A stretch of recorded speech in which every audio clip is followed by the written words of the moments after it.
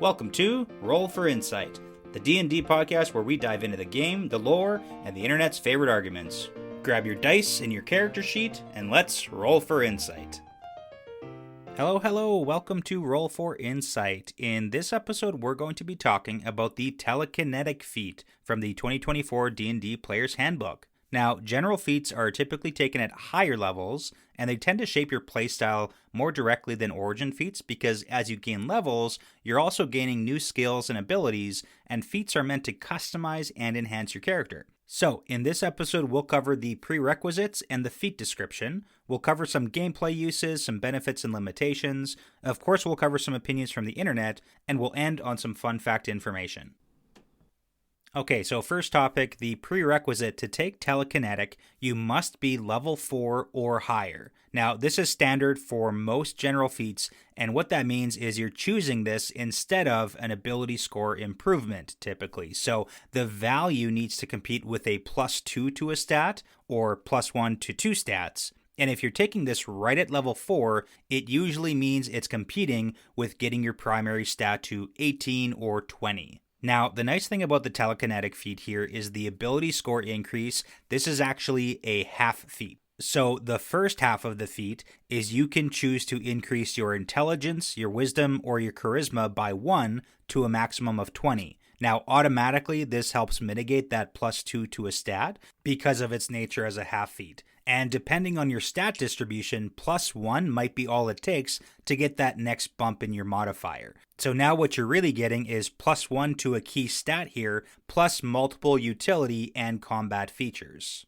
And this makes it much easier to fit into your build. Now, the next feature you get from Telekinetic is Minor Telekinesis. And an easy way to remember this is it's a Mage Hand upgrade. You learn the Mage Hand spell. You can cast it without verbal or somatic components. You can make the spectral hand invisible, and its range and the distance it can be away from you both increase by 30 feet when you cast it. The spell's spellcasting ability is the ability increased by this feat. So the key components here, you learn the Mage Hand cantrip with enhancements. So there's no verbal or somatic components, meaning that there are no components to your Mage Hand spell. The hand can be invisible, and the range increases by 30 feet. So for a general total, you get 60 feet, since the base spell has a 30-foot range. Now, we won't be doing a full breakdown of the Mage Hand spell here in this episode, but check out the Mage Hand spell episode for some practical ideas of how to use it.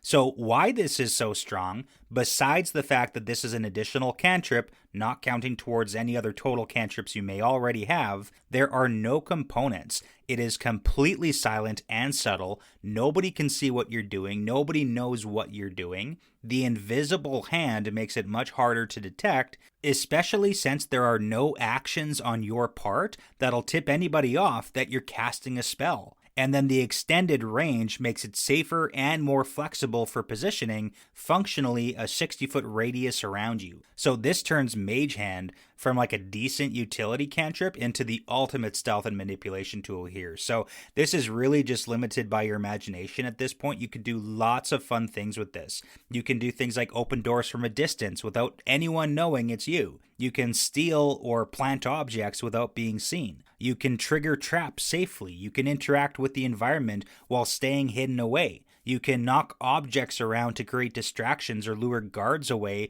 from certain areas. You can reach items that are 60 feet away from you. And you can start a riot among a group of goblins with a very well-placed invisible slap. So use your imagination and be the chaos in the group. Now, the last feature you get is Telekinetic Shove. So with Telekinetic Shove, as a bonus action, you can telekinetically shove one creature you can see within 30 feet of yourself. When you do so, the target must succeed on a strength saving throw, a DC 8 plus your ability modifier of the score increased by this feat and your proficiency bonus, or be moved 5 feet toward or away from you. So this is bonus action utility, and it is fantastic because oftentimes, especially at low levels, you don't have many uses for your bonus action anyway. And since this isn't a leveled spell or an attack using your full action, this isn't actually competing with very much action economy. Now, it does rely on a strength save, so it really depends on who you're targeting. Maybe don't target the barbarian, but the difficulty class of 8 plus your proficiency bonus plus your spellcasting modifier that you increased here. If you're picking this up right at level 4 and you have a main casting stat of 18, because if you spent the 1 point to bump yourself from 17 to 18, which is very typical for stat distribution, you're looking at 8 plus 2 for proficiency, plus 4 for your ability score modifier, so a DC of 14. And that is not bad on something that costs no resources besides the bonus action. Now, on a failure, you move the creature 5 feet toward or away from you. So a few clarifications here. It does not require an attack roll. It just relies on the save. Now, it also works at range, and you have that flexibility of moving things toward or away, so it's not just a push. Now, this can be used every turn. It helps you maximize your action economy. You're typically aiming to always use your movement, your action, your bonus action, and if possible, your reaction.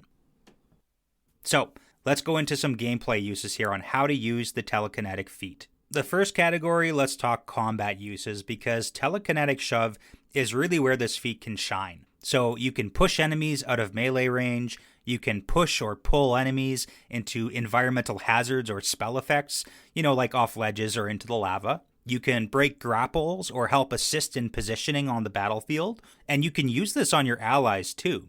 You can move enemies into ally threat zones or slow down escaping enemies, and it's especially strong for casters who don't want enemies in melee range. It can give you a chance to escape out of range of opportunity attacks. So characters who don't have a lot of bonus action options, this is a fantastic feat and use of it. Now, on the utility and control side of things, moving allies out of danger, sometimes you just don't have enough movement to get out of area of effects, but 5 feet can make or break that difference. You also might be able to trigger some environmental effects, keeping in mind that the shove has to affect one creature, not an object, though there is no size restriction on that creature. So you can also set up opportunity attacks. This can pair really well with allies who have extended ranges on attacks as well, because that 5 feet isn't always a lot to work with. Now, even though it's only 5 feet, in D&D, 5 feet can absolutely be the difference between being safe and being dead. So now if we look at some benefits and limitations here,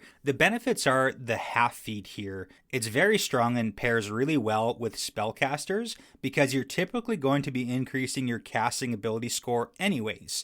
And the DC of the telekinetic shove is based on which ability score you increase. So this is a really reliable bonus action with utility every single turn. And the fact that there's no resource cost besides using your bonus action, like there's no spell slots, it's not limited uses per day, makes this very strong. It's also pretty good as a positioning control, so even though it's only 5 feet, again, 5 feet matters when you're using it every single round. And then the enhanced mage hand upgrade is absolutely awesome for stealth and utility reasons. Now, if we're looking at some limitations here, the shove distance is only 5 feet. And it does require that failed strength save. So there is limited applications on who this is likely to work against. You need to choose your targets carefully.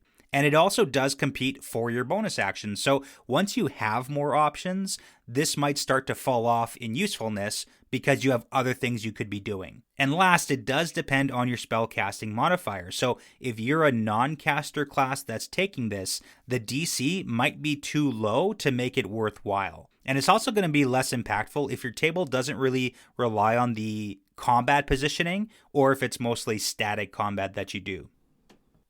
Now let's move on to some internet discourse about Telekinetic. There's a lot of opinions on this one. A very common take is that this is one of the best half feats to take because you get a stat increase, you have consistent utility, you get battlefield control. There's lots of efficiency and flexibility to this feat, but again, it really depends on the table you're playing at. Now, some players are pointing out that the bonus action economy does matter. If you have a build where you're already getting a lot of value out of your bonus actions, then you're not going to get a lot of value out of this. So it is build dependent. And then last, the typical misconception here is that it's only 5 feet. But again, experienced players are pointing out that 5 feet can make or break positioning on things like auras or areas of effect.